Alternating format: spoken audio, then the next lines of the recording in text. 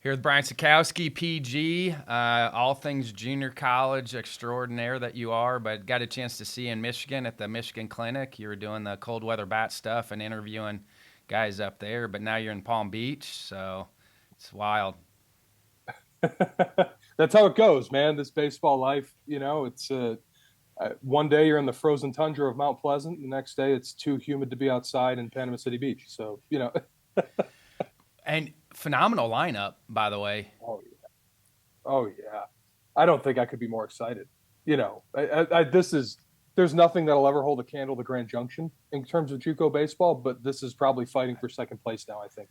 I think that's why college baseball is in such good shape now at every level. There, everybody's hosting tournaments like this early. Every level's hosting tournaments. It makes for a fun, you don't even have to be a fan of one of the teams that's playing there to go enjoy something like this. And I went to Shriners in Houston for several years, and I'm no fan of any of those teams specifically, but it was there for my job. But there was any number of people there just from the greater Houston area who wanted to watch baseball who had no affiliation with any of those teams. Like that's just there's nothing but good that comes from that for the sport of college baseball, obviously. I mean, who are you excited to kind of see here this weekend, right out of the chute? Man, so Gulf Coast State is not the most highly ranked team here. They are ranked, but they're not the most highly ranked. But they do have two of the top three ranked pitchers, or two of the top three ranked prospects on all of JUCO. So those two lefties, Apor and Dorsey, obviously very excited to see them. Wabash Valley's here; they're ranked. San Jack and McLennan are ranked. Northwest Florida, Florida Southwestern, Chipola. We can go up and down the list. At Meridian and D2, it should be a fun one. But I guess FSW is my pick to click, so I guess I'm most excited to see that. And my some storylines for me is you have some guys that were at junior college as coaches last year, Division One now. So I'm intrigued to see with McLennan Mm-hmm. and also Wabash. Mm-hmm. Those are intriguing storylines for me to see how they make the transition, taking over programs for the first time too. For sure, and like they went about it two different ways, but it's still Aaron Biddle was Rob's assistant for 9 years or something like that. It's not like he doesn't know how the world turns up there. And then vice versa, Tyler Johnson is, we talk about bloodlines with players. There's bloodlines with coaches too. So With the two kids from Gulf Coast State, I mean, what have you seen out of them, or what are you hearing out of both those guys? So Dorsey's the sophomore. We saw him last year. It was at this event a year ago where he, as a skinny 18-year-old, shoved it on McLennan for 7 innings. So that was something that stuck in my head the whole year. He's been what you expect, 90, 93, maybe a little higher than that. Breaking ball's got better. It's really good fastball quality. Apor is the freshman, draft and follow from a year ago. The Athletics got him in the 11th. He's from Wisconsin. But he's been up to 97, 98, and he's bigger and it's prettier. And so Those upper he's our number Midwest one. kids, Yeah. just show some patience with the upper Midwest kids. They're they're gonna prove out if you give them enough chances. Just pat them on the butt and say, "Go get him, Tiger," and you're just gonna keep throwing. Yeah. And he was the first time I ever saw Apor, he was a two-way guy. He was an uncommitted two-way kid playing for the West. Was primarily a left-handed outfielder who could also oh, that guy throws 90 left-handed too, by the way, just as like a nice party trick. Now this dude's the number one JUCO prospect. Yes, And you got one position player out of the top 10, kid from Northwest Florida State. I mean, what's he feature as a shortstop? so they compare him to both absurd in a number of ways, but they're both from Aruba and they're both play shortstop, and there's some similarities there in that sense. But they still like to say, man, like, hey, he looks like Bogarts out there. It hit for a ton of power in the fall, inter squad and otherwise. And obviously in Florida JUCO, it's not like he's seeing bad players on the mound, but good defender. It was just in our conversations, there was a number of guys that we could have had in that number one position player spot, but he was the one we kept coming back to in terms of these guys do we think might be a top five roster, and he was the guy. So that's who we went with. And I'm better this year. I have your right top 10 this year. Last year I was going off the year before top 10. That's okay. We're good. Yeah.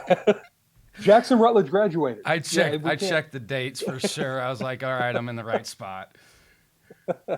And what about the right-handers that fill out the back end of this? Yeah, so it's all power arms as you'd expect. Talk about well, starting at the bottom, maybe one of the more intriguing ones is Witherspoon, just because of the spin profile.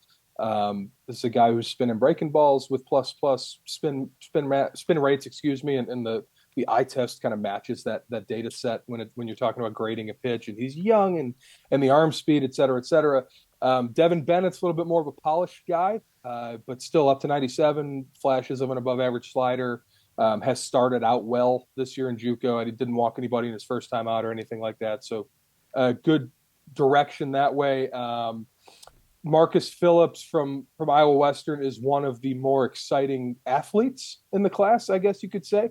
He's a big two-way guy, can also swing it, play some outfield. But for the pros, we're talking about him as a PO, as a right-handed pitcher. Really good changeup, up into the mid 90s already.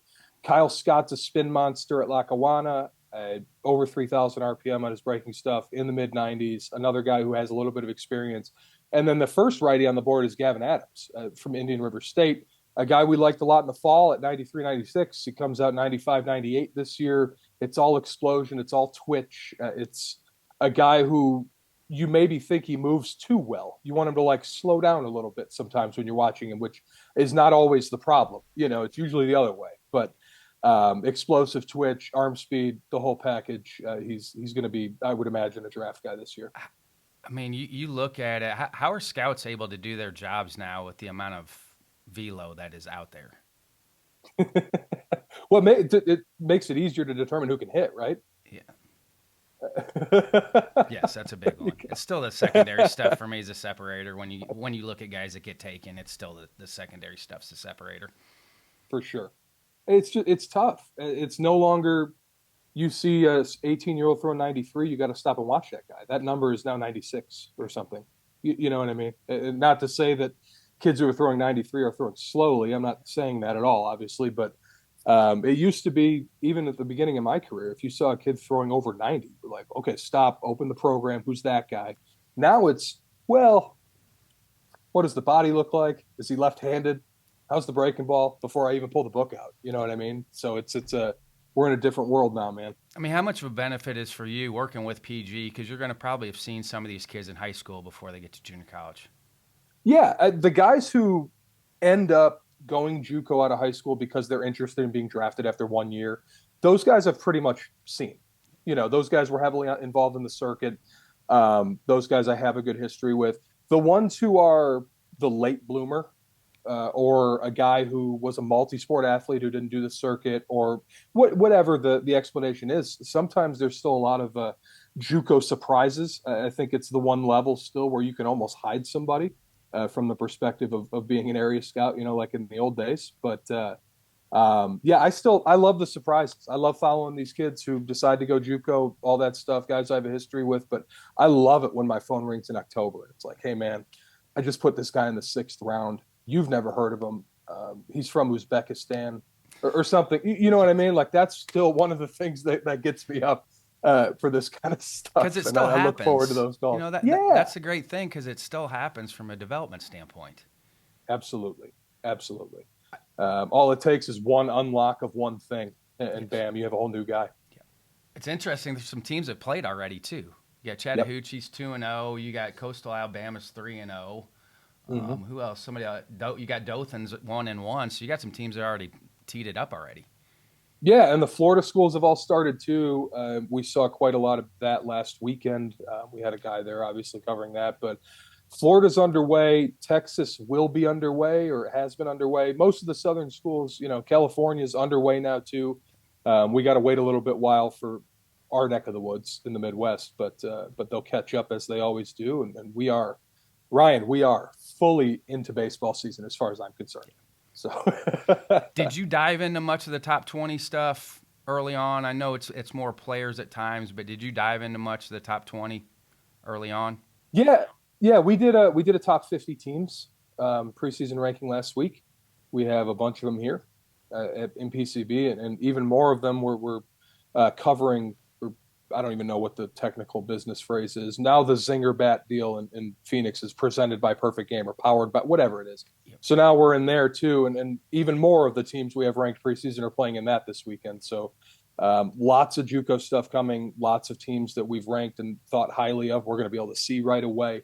And yeah, as far as the team stuff preseason, we went with CAC number one, just like everybody else did. That's not a surprise. Yeah, but, until somebody knocks them off, like you gotta keep throwing them in there until somebody knocks them off. Right. Yeah, and they started 2-2. I think at CSN got them twice, so always competitive out there in the desert, as you know. But they were the ones that they're 2 out of the last 3 defending champs. Bring back some pieces, brought in some pieces. It's still the same general setup. You're right. I think you said it best. Someone's got to knock them off before they're not number one. Well, in Enid too, you always see it. You'll see an Arizona JUCO team that's hovering around 500, and they're in the World Series because they beat each other up out there. Yes, it wasn't this past year, but I think it was 2 years ago. We're into the final day in Arizona JUCO. I think there were 7 teams that were fighting for 4 spots or something like that. It was like the final day. Yeah. Every team went 2-2 every week. They would sweep a doubleheader and then lose a doubleheader. And they all just kept beating each other in circles, and hard to separate them. But I think that was the year CIC snuck into the state tournament and then ended up winning the World Series. But either way, it's fun either way, man. And it seems like California and Arizona still were having maybe stricter protocols with what they were having to do. So it's interesting to see how the different states handled it. It just seemed like Arizona and California had way stricter COVID rules longer than everybody else. Yeah, California for sure. Arizona, I think, opened a little bit before Cali did, but Cali was even. Here we are, spring even of 2023. Riverside won it last year, and they had a hard time getting on their field half the time. Yeah. It was saying even not even a year ago, we were talking about different COVID restrictions and all that, and it's still kind of it rattles you to bring yourself back to that level of mindset where it's like, oh yeah, we're still kind of this is still, look around, make sure no one's looking at you. This is still kind of a thing, at the end of the day. So. And I'm glad you brought it up because it seems like the older guys have now filtered out. So you're going to see some young blood back in, which is what I like. I like when the young bucks get a chance. So you're starting to see the older guys move on now, and so you're seeing more young guys get opportunities, which is great. I talked to, as you know, we talked to hundreds of JUCO coaches in the off season working on this stuff, and every single one of them I talked to was like, man, I kind of forgot what it was like to have 20 freshmen on a team, or I kind of forgot what it was like having to start 4 freshmen, something like that. Now we're all back to playing even again. No one's got 23-year-old 5th-year JUCO seniors or whatever this year. So we're kind of back to JUCO as we knew it. Any guys not in the top 10 that we need to pay attention to? Yeah, I think there's maybe 25 that I really, really like as far as like potential draft guys this year. Outside of the top 10, number 11 right away is Michael Forrett. He's a freshman righty at State College of Florida. One of those guys that we kind of talked about that fit the profile earlier. Couldn't quite get what he wanted last year. Wants to be drafted right away. Wasn't interested in waiting. Went JUCO. Probably going to pay off for him if he keeps going the right way. A guy to keep an eye on in NorCal is Fidel Ulloa. He's at San Joaquin Delta, who we have as our pick to click out of NorCal this year. But committed LSU, big arm, up to 97, 98. And one more guy I'm going to have you keep an eye on just because it's your neck of the woods, Ryan, is Sam Antonacci from Heartland. He's a shortstop, I saw him in Enid last year. Tool. Yeah, I saw him. You know what I'm talking about. It's really good. Yeah, committed to Coastal Carolina. We'll see if he even gets there. But one of the top handful of positional prospects this year for sure. And a sneaky area for baseball too. You look at the amount of pro guys that have come out of that Central Illinois area. He's right in that mix of where Kevin Worth or Jason Worth and those guys were from. So he's right in that area of guys that historically have done well as pro players. A baseball hotbed that you don't think about. Even you live it. You live it. It's kind of my neck of the woods. It's in the general vicinity. Yeah. And even there's so much baseball that comes out of that neck of the woods, man. There's so many junior college teams in that area. It just seems like everybody's got good players and needs those opportunities. Now with the older guys being gone here, probably have a chance to see more guys drafted right out of junior college this year than we have. Just with Yeah. the older 4-year guys moving on too, where you're Yep. probably going to see a few more junior college guys drafted this year also.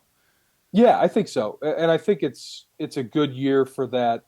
Even take away the factors surrounding it, the old guys, the COVID years, et cetera, et cetera. I think just on the surface, this is a really talented um, top tier of junior college this year. Just the players. It's freshman heavy, which it hasn't been in a couple years, but really, we were talking about it earlier.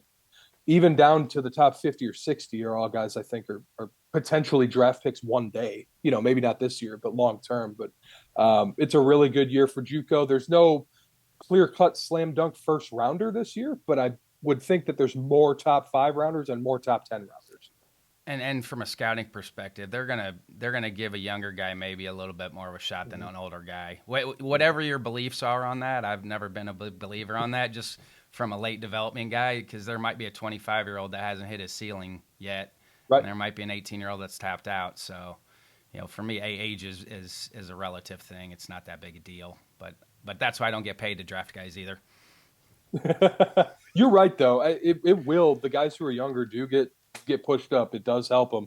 And if you can perform against guys who are older than you, even if it's 1 or 2 years older than you in this setting, like that does nothing but help you. So I would imagine that a guy like Apor, who we have at number 1, if he has even a very good year, not an exemplary year, we'll be talking about him fairly high up in the draft, I think. So how does the bracket work then here this first weekend in Panama City with that amount of teams? How are they handling the bracket?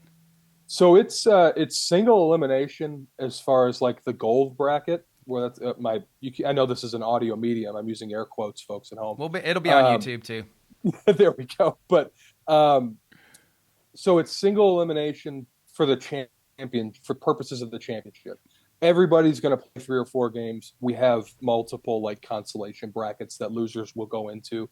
Obviously, the whole point of it is to be a centralized location for scouts to see a ton of these guys. Like that's kind of the point, obviously. But so we'll give them all their games. Everybody will play the same, et cetera, et cetera. But it's as far as if you want to win it, you can't lose, not even once. I love that part of it.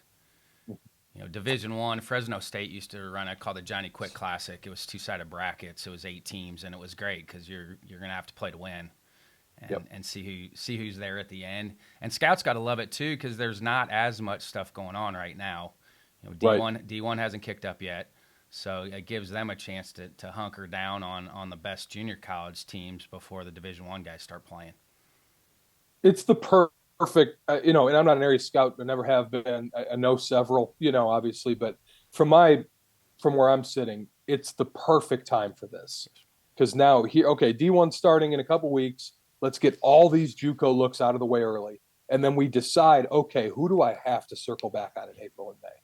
And then we don't worry about him for a month or two. And now it's okay. I got to go back down to Mount Carmel and see this dude from Wabash or whatever. But it's the perfect time for it. There's going to be a ton of scouts here. Last year there were 40 or 50. I think there might even be more this year. Maybe there's less because of the stream quality. Maybe you don't feel like you have to come.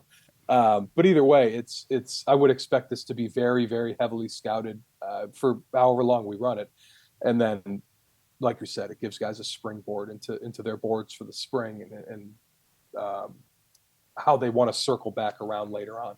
Because Opor might be one of those guys. He's an Upper Midwest kid. First time he's trained all year. He could be a tick down to start the year just as an Upper Midwest kid that you got to circle back because those Upper Midwest kids, he could be throwing 100 miles an hour at the back end of the spring here, even if he doesn't come right out of the chute good. You're right. Yeah, and we see it maybe not every year, but it feels like most years where you go see a guy in his first start on the high school side, and it's 36 degrees in Columbus, Ohio, or whatever, and all of a sudden that dude's on Twitter 2 months later throwing 97. You're like, man, I probably should have turned that guy in, huh?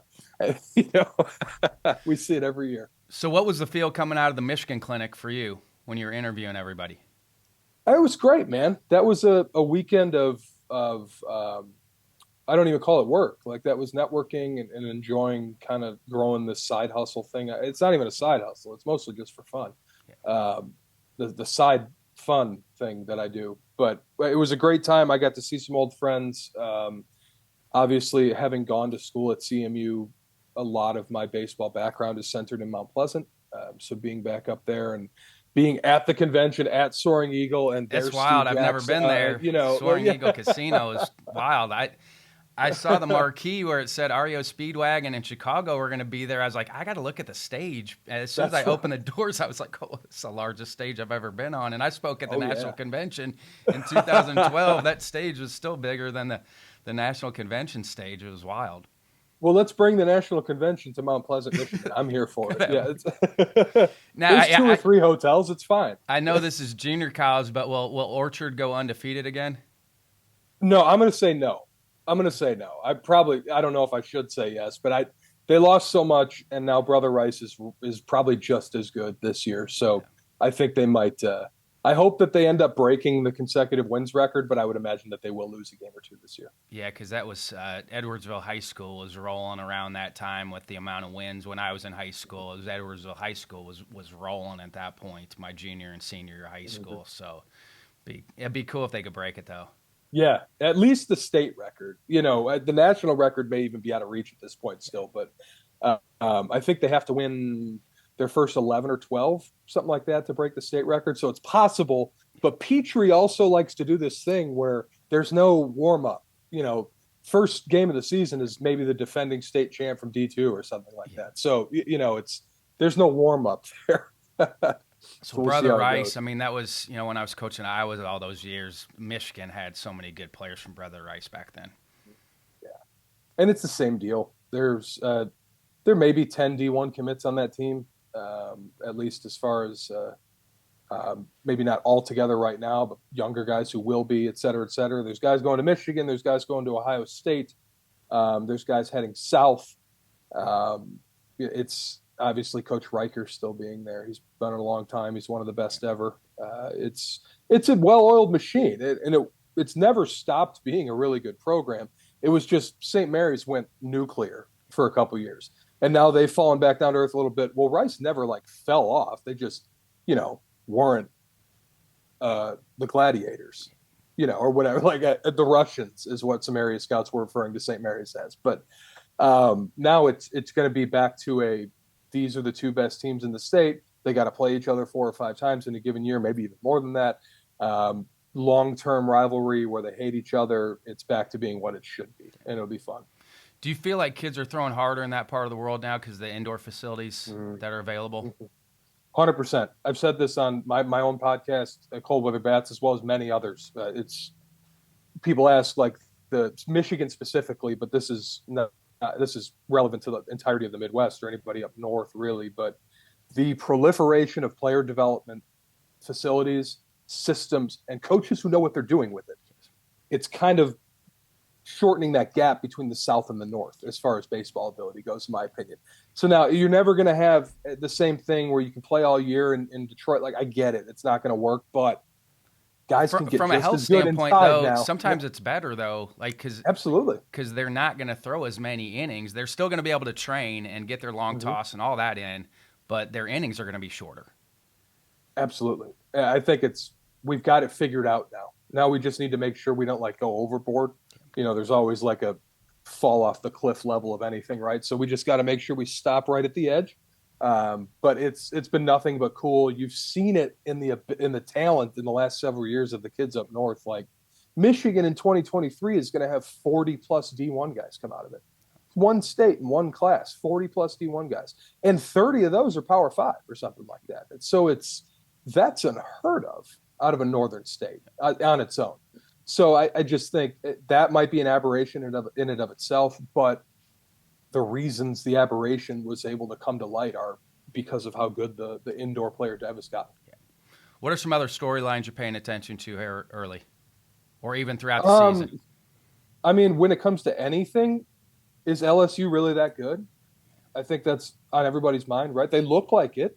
They should be the Yankees, right? But we'll see. You still got to go play. Yeah, I'm not doubting them in any way. No, not with their talent, but you still got to go play. I want to see it. Yeah, I want to see him play. I want to see how good Tommy White is in the SEC with all eyes on him, as opposed to last year where he couldn't have done any better, but at the same time was still able to be a little bit removed from the spotlight. We'll He see. beat That's my not going to poor happen this Aces year. up first weekend last year. By the way, he beat the Purple Aces up. I was there that Don't whole pitch to him. series.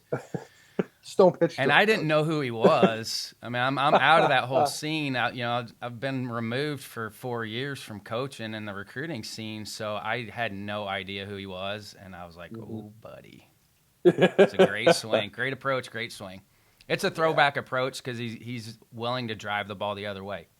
Yep. It's a Yep. throwback approach. So he feasts on this generation of pitchers that maybe don't always have the best command because they're going to give you some balls out of the plate. He Yep. ambushes the ball out of the plate. He's got no problem hitting the ball 420 feet to right center field, It's so and fun. that's going to take him a long, long way. Yeah, and being over in North Carolina now, got a chance to go over to the USA complex this summer and see every level, 12U, 15U, 18U, the college team. And Skeens is another one. It's like when Hmm. you watch what he's able to do for his size too, because he's so athletic for his size. It's just you don't see guys that big and strong that move like him. Who can do both things too. Yes. That's unique in and of itself. And then you put his size and his athleticism and all that. It. There's a lot of questions that came up over the course of the offseason, like, all right, well, who is the most impactful transfer? What a lot of people say Tommy White, because why wouldn't you? Or a lot of people say Hurston Waldrop to Florida. That's another one, of course. But man, it might be Paul Skeens. It might probably be Paul Skeens Just because from where he we're adds looking value now. on the Yeah. mound too. His Yep. value is just as good on the mound. So he might that could be the real wild card difference maker there for sure. Cool. Any other final thoughts, Brian? Um, no, go baseball season. Happy to be here. Tune into PGTV for JUCO this weekend. And as the amount of I've traveled in the last 2 months, I want you to be able to get some rest so you can get ready for Yeah, tomorrow because you got a long day tomorrow. we got a long You weekend got a long coming, weekend. but that's But it's okay. great. Yeah. It's great, but you got a long weekend. So You're right. I will admit that you're right. I am still looking forward to it, but yeah, Mike, make sure you join us. We'll be hanging out all yes, day. sir. Yes, sir. Appreciate you, Brian. Thanks for having me, bud. Here with Noah Sharp, the JBB.net has cranked off this junior college thing a long time ago. He's been doing a great job with this ever since he started, and one of my favorites when I have you on. So thanks for jumping on with me, Noah. No problem, man. No problem. I did it. Was it the other day? I realized I've been doing this. This is a sixth year, and I'm like, I've been doing this for 6 years. I was like, wait, I've had two kids since I've started this. What is, what is that all about? But yeah, no, it's fun. It's getting cranked up. Stuff's changing a little bit, but I mean that's life, and that's you change, you adapt, you kind of just keep going. Yep. And we're right in the swing of it. I mean, we got JUCO ball Mm-hmm. hammering away now. And you came Mm-hmm. out with your top 40, 40 plus for the Division Mm-hmm. 1, 2, and 3 is what I saw that you had. Mm-hmm. It's wild to think that they're playing already, but what have we learned so far? Especially with, I think College Southern Nevada probably is maybe the one surprise since we've gotten going. Yeah, I mean, they came out swinging because what is this? We're recording this middle of week two. So, you got the Panama City deal going on over there. You've got the Zinger bat thing, which, hey, love the guys over at Perfect Game. Brian, I love that guy. But he was like, yep, no, we're changing a little bit. And I was like, hey, as long as we can still be friends, Brian, I'm okay with that. But I mean, last week one, I mean, they went, I think, no, they hosted both Arizona Western and Central Arizona, which I mean, we had both ranked really high. I mean, we had Central Arizona, they're number one, and they didn't just beat Central Arizona. They like beat Central Arizona, which I mean, we were all kind of like, whoa, okay, maybe we all kind of slept on them, like because I don't think Brian and them had them. I know I didn't have them. It was kind of weird the first year. I don't think I've ever not ranked them, which was, I mean, hey, some people, hey, it's bulletin board. Hey, I've always said if I can become bulletin board material and do it. Prove me wrong. That makes whatever I do, this That's whole to a thing, that team's makes it so credit, much more though. fun. That's to a team's credit. Like, Like teams, I mean, it happens all the time, but that's to a team's credit that okay, we weren't ranked, but let's go out and try to prove some people wrong that we should be ranked. And my history with yeah. them is they've always had a good program. I mean, you think about Bryce Harper and the names that CSN has had over the years. Mm-hmm. They've had a great program for a long time down there in that Vegas area. And they've always been nice to me. So I've never, it was just a year. Hey, sometimes when you're looking at paper and I don't get out as much as I like, but you know, you do what I can do with talking to people in different areas. And unfortunately, I didn't think, but hey, prove me wrong, guys. I am here to get proven wrong, and I love it. And I will not take offense to you telling me that I ranked you wrong. Then prove it, and let's have some fun. And I'll probably send a funny gift back at you, being like, let's do it and some popcorn, because that's just how I do. So, And the East-West deal going on in Panama City right now, I like because it's kind of win and stay in. You still get your amount of games in, but it's win and mhm. stay in. It looked like Gulf Coast State, Meridian, Florence Darlington, Florida Southwestern, Wabash won, Wallace, McLennan, and Andrew Collins. They got a huge, huge slate of games going on today over there, too. I think they got 16 games today Yeah, on the docket down there in I Panama know. City. I think I made my pick kind of public. I don't think I said who I wanted to win. I think Meridian lost, I think this morning, which unfortunately was one of my two to pick. But I'm a big fan, excuse me, of the Mississippi junior college realm of things. And if anyone's followed along, you know that I'm a sucker for Region 23, including LSU Eunice. And then let's get the Division 3 Northeast junior colleges up there. People are like, why do you pay attention to that so much? Like, hey, they're fun. Like, they're just as competitive. And I'm here for the chaos that ensues when those teams all play each other. But yeah, no, the Panama City thing, uh, I know it's going to go on at least another year from things I've been told, but I am hopefully one year I'll make it out there. And Yeah, hey, because Brian's there we'll right see. now. I talked to Brian Mm-hmm. yesterday. He's flying in and scrambling, so he's down in it. With that region that Pearl River, Eunice, those guys are in, it just seems like anybody that comes out of there's got a really good chance to win the national championship with Division Two. Yeah, it's every year. It's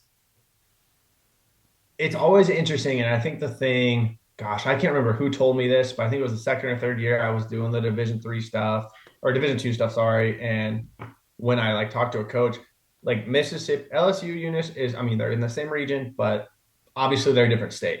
Well, all the Mississippi schools, I think I might have even said this last year. They only have like 5 out-of-state spots on their roster. That's it. So all that talent is all homegrown Mississippi kids, and every single year they're competing top 10, top. I mean, Pearl River won it last year. LSU It was Eunice really won it the year physical, before by the that. way. I saw them in Enid last Like, year. Pro River was really physical offensively. I mean, just preseason this year, if it can pull up, I mean, we had Pearl River 2, who's in there. LSU Eunice was 6. Meridian was 12. Uh, Hines is 21. Jones is 24. I mean, and that's kind of where the public part stops. But it every year in and out, it's going to be the top dog. But then always you've got Northeast, who always seems to come out of nowhere. You've got uh, Holmes, I think is going to get things turned around. I really like their new coach over there. But it's kind of you have your one or two powers each year, but then there's always that one. East Central, I think it was last year, 2 years ago, came out of nowhere and just kind of ran over everybody. So, you never kind of know what you're going to get, but it's always really, really fun to Well, watch. and you That's got an always arms the race tournament going I on like to down there watch. now. You got an arms Oh, race with Pearl River with their facility. Eunice is trying to mhm. raise money right now to build a new stadium that are going to be just as good as Division One stadiums down there. It's wild. Mhm. I mean, one of the first things I did, I think it was the first off season I did a top junior college facility things, did all the levels, and that thing. I mean, that thing still gets viewed a bunch. And I was like, I think 5 years later, I think those facilities have all changed. Like Pearl River's done a bunch. Eunice is going to have a bunch. I know John A. Logan, they're not Division 2, but John A. Logan's getting a huge new facility up there. Sanjak, I think, is changing some stuff.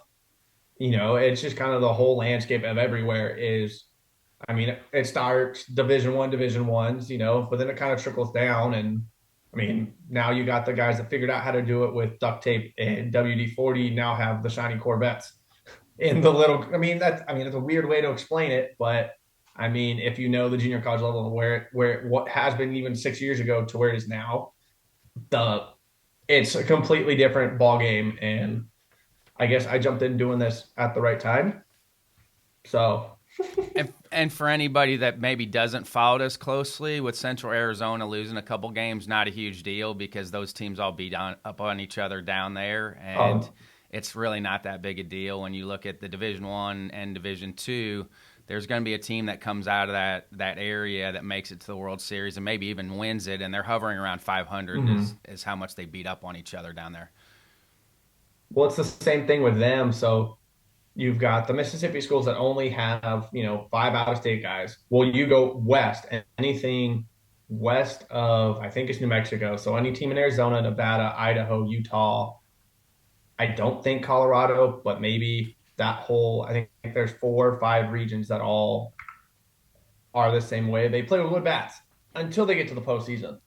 And so then let's get a guy who's hitting 300 with a wood bat.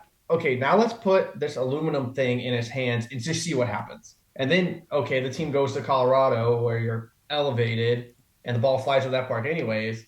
And you're like, why are they hitting 40 home runs? Well, okay, makes perfect sense when you're looking at, and that's what makes so much fun. I know a lot of guys will go to Arizona for spring break trips, or guys from the East Coast will purposely go play out there when they're looking for draft stuff, just because, hey, I'm playing a full season with a wood bat against really high end pitching with a wood bat. So if I can do it here, then hey, I kind of already have a jump on minors, kind of all that.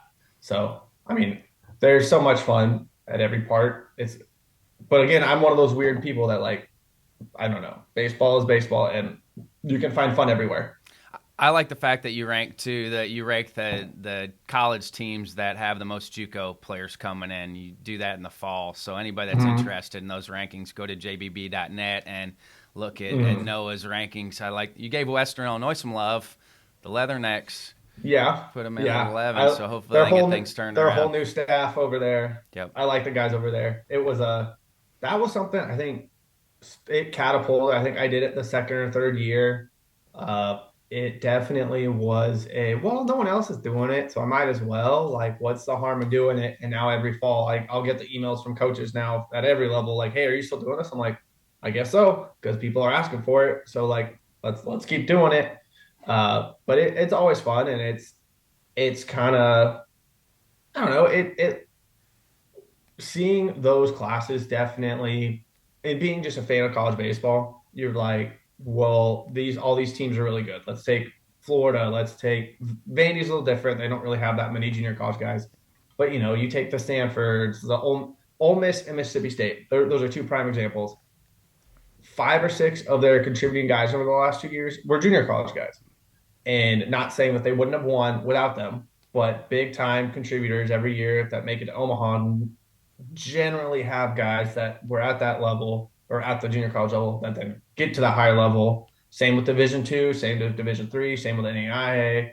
Like they kind of trickle everywhere. And Now where Vandy they did have go, Vaz. I mean, Vaz came from LSU Eunice, so yep. who played for I them. mean, they have them sometimes. Yes. They don't have it often, but like it does. And so seeing where all those guys go and then being like, well, okay, this mid major over here, like Campbell's a prime example over in North Carolina. Over the last 5, 6 years, they've gone really heavy on that junior college stuff. And then slowly, now they're not just mid major polls, they're the major polls. They're down at the bottom, but like you're seeing them competing and competing and competing, but it's because they have that influx of the junior college guys from Arizona, from Iowa, from everywhere. And it kind of, not saying that it is the reason, but it's a contributing factor that a lot of people don't always like. Well, why do we get good all of a sudden? Well, there's these guys that you like. Oh, we just got this junior college pitcher. Well, if that junior college pitcher throws 97 and just won a national title and threw 200 innings last year, but would you rather have him or this sophomore that you've never seen throw, but he throws hard? Well, this guy's at least proven he can do it. So yeah, I don't know. It's And fun you know knowing where the all those guys go. and I don't know with your talks with some of the coaches out there, it seems like the older guys have now moved on. Junior college teams now are Mm-hmm. going to rely more back to where it was, where you're going to rely on more freshmen and sophomores than in the past with Mm-hmm. COVID years, where you've got a third year or fourth year JUCO guys. Just seems like it's kind of back more to normal a little bit for teams this year.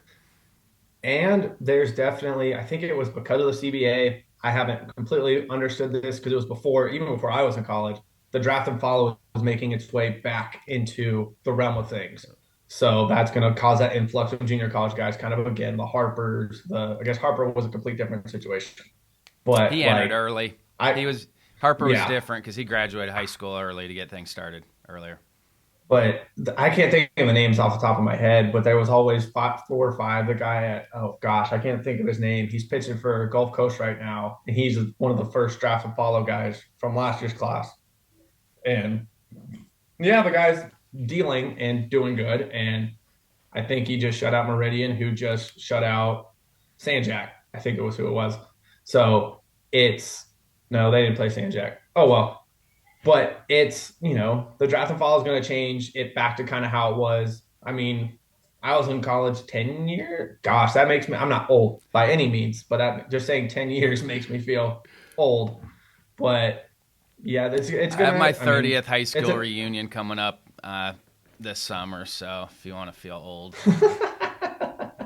that's old. but I mean, it's an ever changing. COVID definitely affected stuff, and then you have the transfer portal affecting the junior college guys where they're going to go. But I mean, you're still going to have the guys that go their freshman year, they pitch and or hit, and they're like, "I'm done with college, and I'm going to go." And hey, I can go to a junior college, play a year, and get a jump start. So I mean, you're still going to have those guys. You're still going to have the new draft and follow guys, and the freshmen, sophomores that are like, "I just want to," they shoot out of nowhere. So I mean, there's going to be talent everywhere, even in, I mean, Mott County. I love those guys up there, but in Michigan, the little Michigan schools no one ever thinks of, like there's talent there that is going to compete at any level, and you just got to find it. What are some other tournaments going on early? Are there anything after these first 2 weeks? Is there anything after that? Um, Does everybody settle in to kind of 3 game series at that point?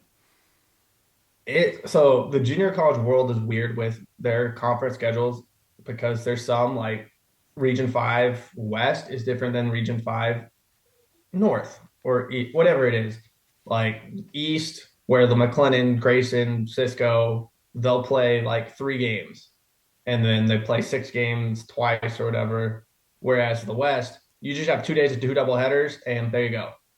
Well, then you go to Arizona where it's a doubleheader and then you don't play them again for another month and a half. Then you have Florida where you just play 3 games in a week. So it's all different, which I think is kind of cool and makes trying to follow conference like stuff a little funky, but it's always fun. So I mean, they had the Central Arizona tournament. They've got one or two, uh, or not Central Arizona, Southern Nevada. That was last week, and then they've got one coming up. Then you've got the Zinger one in Arizona. You've got Pensacola or Gulf Palm Beach. That one going on right now. I think it's really cool what the guys at Southwest Tennessee are doing, which that's not a school that gets a lot of love because they're kind of in the Walter State, Dyersburg crossroads of like death, I guess, kind of because it was kind of beat up on everybody. But the last 2 or 3 years, they've had a different tournament at their home park because it's the old USA training facility. And then now it's a perfect game. They've got a bunch of fields there, but the last 3 or 4 years, they've hosted like tournaments the first week, the second week, third week, fourth week, fifth week. And so if you look at their schedule, it's you got John A. Logan going down, you've got Mississippi schools coming up, you've got Wabash Valley going down, you've got Florida schools coming up because they're kind of in that nice little Tennessee. We're not too far from Florida, we're not too far from Illinois, we're not too far from Ohio. Like I think there's a couple Texas schools that are going over, and they're not. I mean, I don't want to say they're as high caliber as Panama City because that's just like, hey, we've got 16 of the top 100 schools and we've got 60 of the top 200 players, and it's not that flashy, but it's going to be just as competitive. And I've really liked watching them the last couple of years because they do 4 in a row, like 4 weekends, and just when there's 20 teams, just go to Southwest, wherever Southwest Tennessee is, go there for 4 weeks in a row, and you'll see half the teams in the area, or not even the area, in like the region. And I mean, it'll be good baseball regardless. So, For and then Division there's a One, tournament of anybody gonna win it outside of Arizona or Texas this year in the Division One? Anybody got a shot? I Central Florida. I hate this question every year because it makes me be like, well, I'm not a Texas homer, but like I'm Until always a somebody Texas proves homer. it. I mean, you've had Arizona I, twice, Texas. I mean, it's until somebody else proves it yeah, here.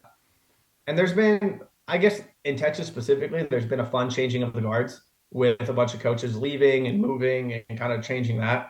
So Dusty going from Grayson to Blenn's going to kind of switch some stuff up there. You've got a new guy at McLean. I guess is it technically new, but he was their assistant the last couple years. So I mean, McLennan's going to be a power every year. Weatherford, if they've had hot starts and then really bad finishes, or they've had really bad starts and really good finishes, and they haven't quite put a full season together each year, but they've been getting better at it. I think I New like Mexico out Weatherford's of setup's great too. I like Weatherford's mhm. setup a lot. They're one of the schools with all the ESPN stuff that's going on, which I've had some fun conversations with all of that going on and them trying to figure out which games where, when, kind of that stuff. Weatherford's kind of got a really prime setup for even TV stuff. And they're hosting the Region 5 tournament this year, which I don't think has ever been hosted at one school in recent history.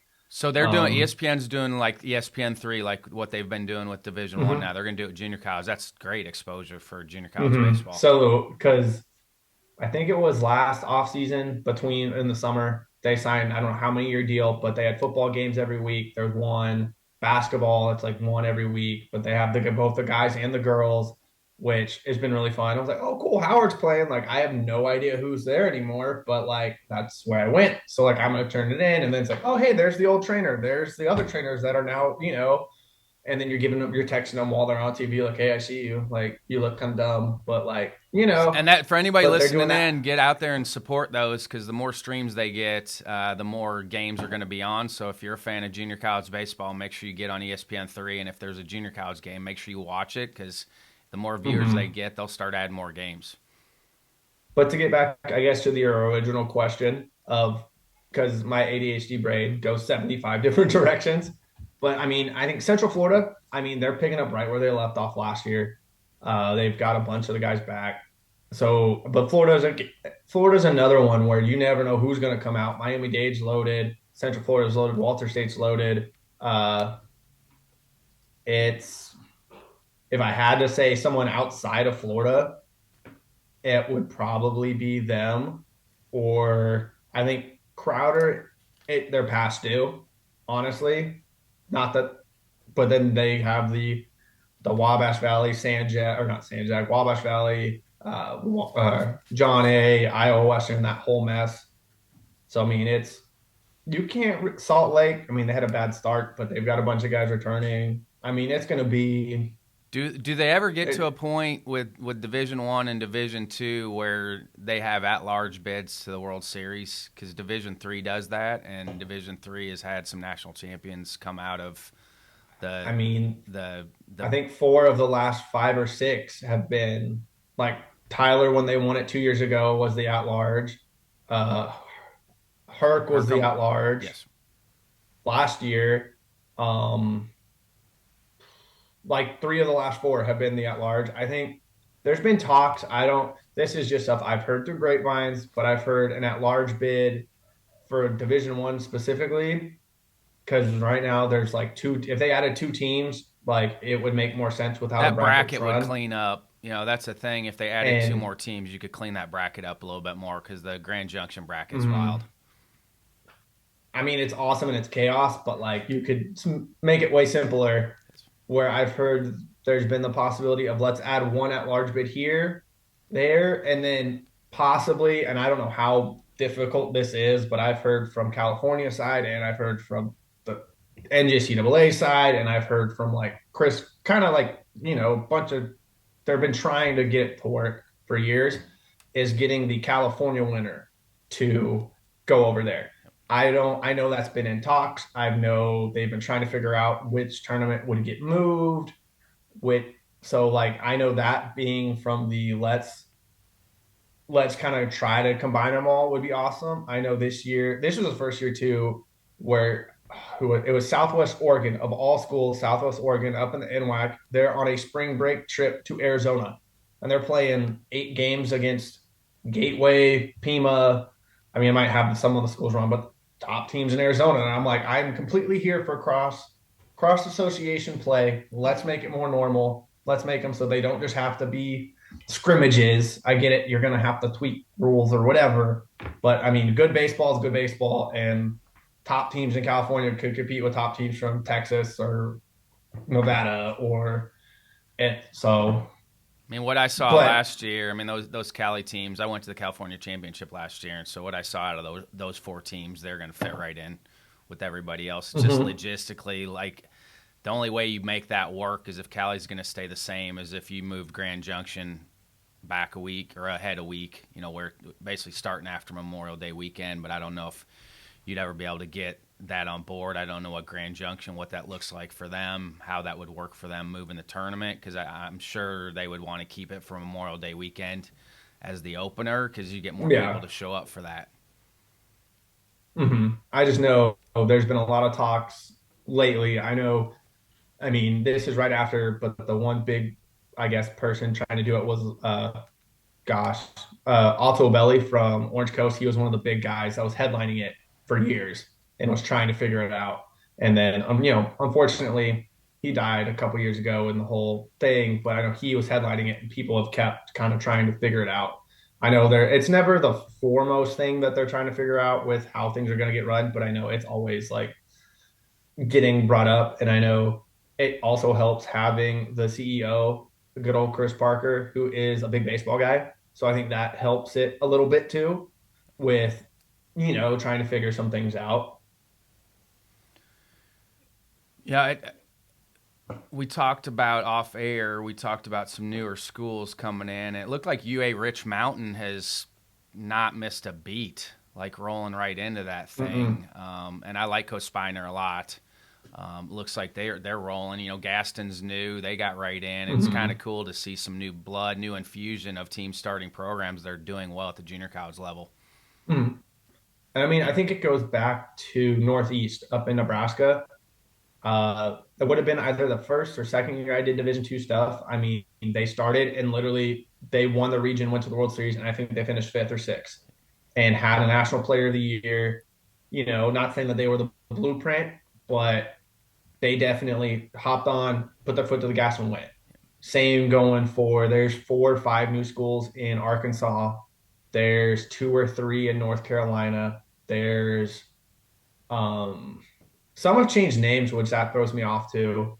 But I mean, there's Division 3 ones. There's some at every level. There's Amarillo this year in Division 1. That's a new school, so that's going to kind of spread some stuff a little bit different out west in Region 5. But it's always fun, definitely seeing and talking with those coaches too when they're coming in and they're just like, "Hey, we're here to play, and if we're going to win, let's at least make it tough out the jump and." Hey, if we win, we win. Cool. And if not, hey, it's our first or second year and no one's expecting us to do anything. So let's play with house money and let's get it. It seems like So those programs are dumping a lot of resources into it, though. I mean, you look at what Gaston has, mm-hmm, you look at what Rich Mountain has. They put a mm-hmm, lot of resources into that. So it's just like anything else. If mm-hmm. you're willing to invest the resources into it, you probably got a chance. And I think like Amarillo, they have like an old AAA team, whoever was the AAA team or minor league team in Amarillo, like that's their home field. I mean, it's kind of like Florida Southwestern. Granted, they're building a new on-campus facility, but I mean, they were playing in the old Rays or old Reds facility for a bunch of years. I might have that old spring training facility, regardless, but that's what they were playing in. Which I mean, and they're top dogs year in and year out in Florida. So I mean, not saying facilities help it, but like I mean, like we kind of said a little bit ago, like everything is slowly, tricking up. TCU builds a new field. Okay, well then Weatherford, we're right down the street, so let's upgrade our stuff. And then it's not. I mean, it's not tomato potatoes, but it's hey, they're upgrading it and having success, so let's upgrade here and let's have success. And then it kind of, I mean, increases the level of baseball all over. And I mean, anyone that likes college baseball is, I mean, we all like to have fun and good baseball is good baseball. I always say, uh, I have some Any friends and family. programs that have jumped up or gone down? Because I know Florida State Jacksonville dropped down. They Mhm. went to Enid last year. You know, Yeah. have any So, programs gone up or down this year? so Jacksonville went down. There's a handful of Florida ones. St. John Rivers went down, which that one caught me off guard. Uh, Gaston went up to D1. Camp went down to D3. Um, Trying to think. Surrey, I think there's some random ones that aren't ever big names, but I'm me and I, for some reason, care about the little guys because that's what makes this fun. But I mean, there's trying to think. St. John Rivers went down. South Florida went down. How I did Tyler mean, handle the jump last year, jumping up? they did okay. I mean, that part of Region 14 is kind of funky. It's, I mean, they were competing with that region anyways. So they only played Coastal Bend once or twice a year for 6 or 7 games.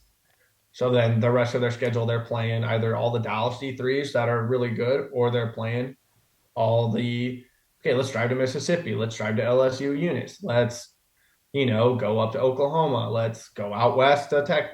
So they really didn't.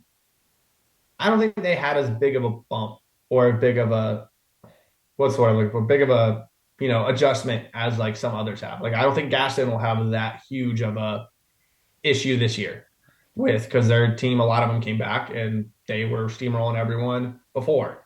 So hey, what's the difference?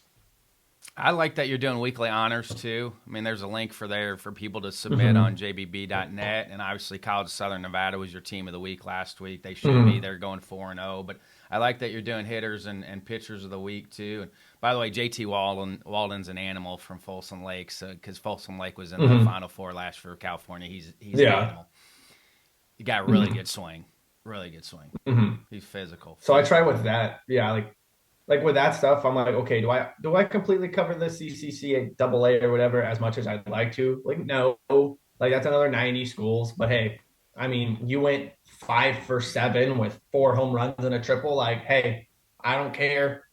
Like, here you go. I mean, people value it, and hey, if I mean, I just look back. Half of it is like, what do I wish was there back when? And granted, I was the trainer, but like, what do I wish was, or the guys that I played or worked with, like, what did they wish? Well, I would have liked to have more than just like one player. Like, really, there's like 5 or 6 that could get it. Like, so let's do that and just see what happens. And then, hey, it seems to be working, so let's just keep doing it.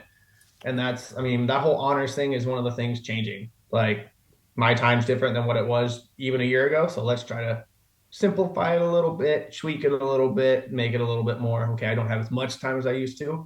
So let's change it, tweak it, and just kind of go from there. And you said Central Nevada, they're hosting the Zinger Bat one. Are they hosting it there too, or is it in I think Arizona? it's in Arizona. I know for a few years it was hosted by Grand Canyon. A couple years it was hosted or sponsored by Bomb. I mean, it's kind of You got all those spring changed over training years. complexes over there to host. I was there last Yeah, year, I don't know February, who and Mesa, yeah. the Cubs complex I was don't know who hosting a tournament. technically is the host, Yeah. but I know it's someone over in Arizona, and I know I think you've that's got the El one in Paso. Mesa because all those teams were the Cubs Hmm. complex. I think that's where all those teams were at last year when I was over there. Really good tournament, and they've got a bunch of fields right there Hmm. too that are nice fields. Hmm. And I mean, you've got I think El Paso's playing in that, who's a team that the last couple of years, unfortunately, their school was affected with COVID a little different than some other ones. But hey, they're finally getting back to the groove of things, and they've got a soft spot. What about Division Three? Let's give Division Three junior college some love here. I mean, it's going to be a knockdown drag out. I think, like it always is in the Northeast. I think Dallas this year, I think, is going to be where the test comes. So I've been people that have been following a little bit know I've been doing like a strength of schedule, and I'm crazy. And do I just go through the top 25? No, I went through all 406 like teams schedules and was like, well, this and this because I'm crazy. And once I get it in my mind, I just roll with it. But when I got down to it, I think the top 6 toughest schedules in the country were all the Dallas schools because if they're not beating up on each other, they're playing Weatherford or they're playing Tyler or they're playing Well, yeah, Flint, was it So, Brookhaven that just played Paris last week? Is that who it mhm, was? It was Brookhaven, right? yeah, They just and obviously yeah. two And different so, levels.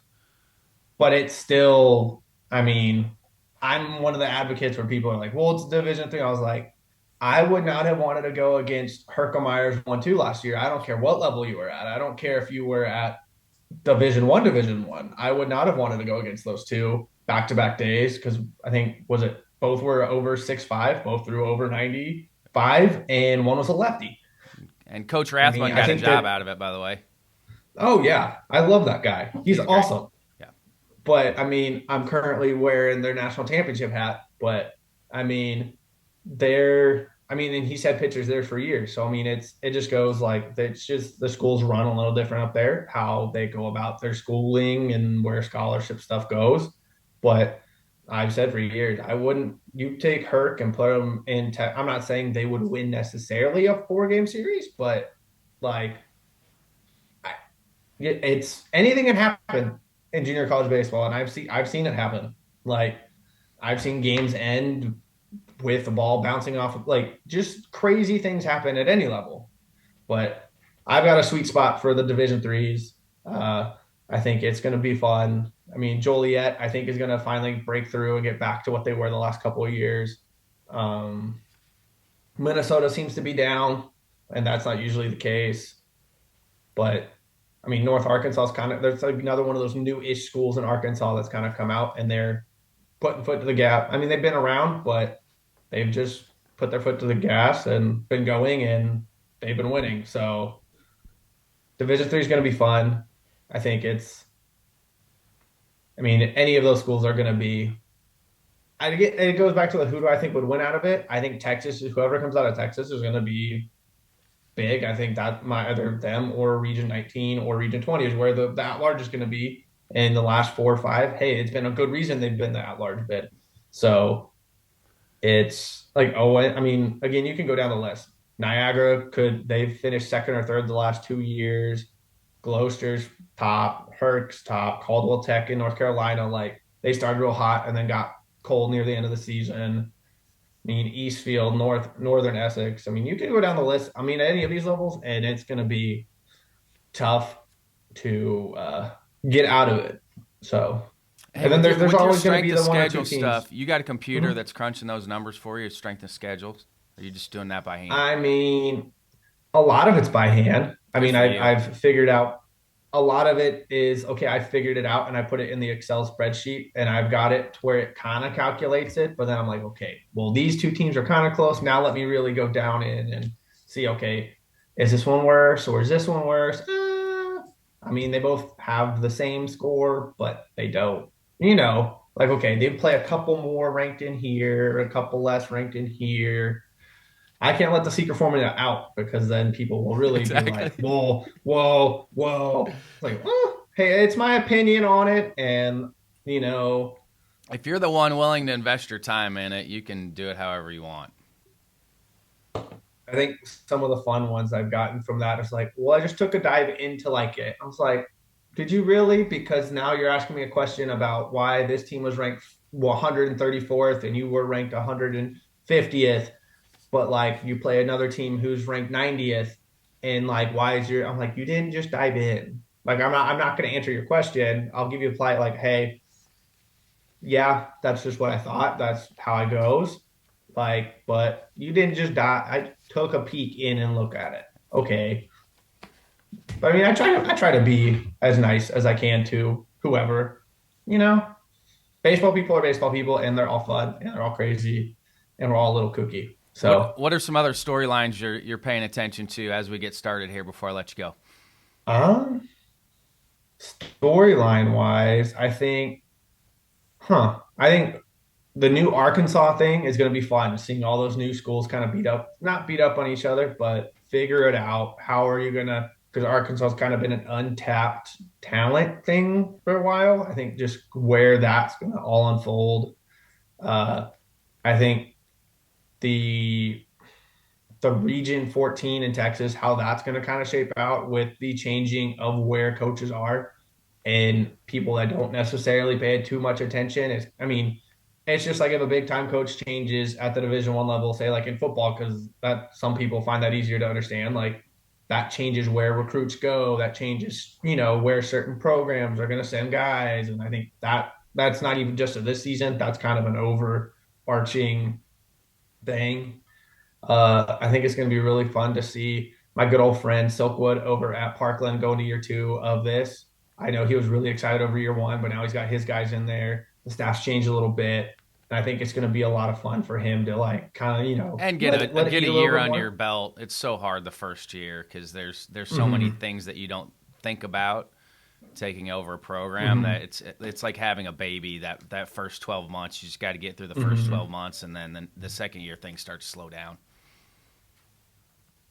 I think Iowa, this is a very weird thing. Whoever comes out of Iowa, I think is Division 1 and Division 2, I think is going to be battle tested. That's not necessarily a normal storyline, I guess, but whether it's Iowa Western or Iowa Central or Des Moines or Central Iowa Central, like I don't, whoever it's going to be is going to be battle tested, whatever level, and they're going to then start And playing Kirkwood, I mean warm baseball. Kirkwood's Oh got it yeah, going. I mean they've been I there forget Kirkwood's in past two there, years. Yeah. but I mean Florida's going to be a fun one because Gulf Coast is up there this year. That kind of throws some things into a different mix. It's, I mean, there's so much. I think the draft is going to be a lot of fun. I don't do too much with the draft guys, but I know talking with Brian, talking with some other people, like there is a He's handful very of high guys. on it. We talked about it. He's extremely high on Hmm. this year, especially from a young pitcher Hmm. position player standpoint, which is what we haven't had here the last couple of years with COVID Hmm. holdovers, and he just feels like it's Hmm. really extremely talented class of And I freshmen. think that's, yeah, I think that's where me and him, we balance because I look at things like, okay, if you're going to a college, I look more at, okay, where are you going to do at a college? How is this where he's like, okay, I'm looking at a draft aspect and I'm like, okay, I understand. We both see each other's point of views and granted we're competing whatevers, but like we're very like me and Brian make it very known that we're good friends.